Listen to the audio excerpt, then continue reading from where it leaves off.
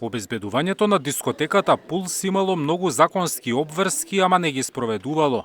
Ова произлегува од сведочењето на председателката на Комората за приватно обезбедување, која објаснувајќи ги должностите на лицата ангажирани за обезбедување, рече дека обезбедувањето кое вечерта било во Пулс требало да реагира за присуство на малолетници, а пиротехниката која ја запали дискотеката представувала безбедносен ризик.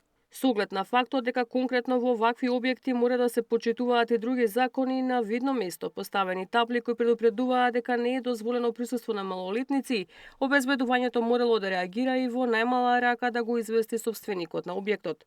Според обвинението, Пулс немала писмен договор со фирмата за обезбедување. Не постоел ниту план за кобната ноќ, лицата кои биле ангажирани не биле видно обележани дека работат на обезбедување на настанот.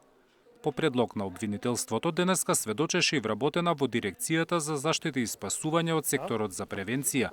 Објасни дека за објект во изградба или негова реконструкција, инвеститорот е должен да достави програма за заштита и спасување, која треба да ја одобри ДЗС.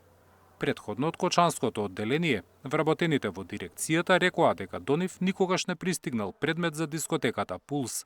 Таа открии дека има недостиг од вработени во секторот со кој раководи. Во рамки на секторот за превенција, планирање и развој во ДЗС функционираат 5 одделенија со систематизација од 31 работно место, од кои во моментов исполнети се само 9.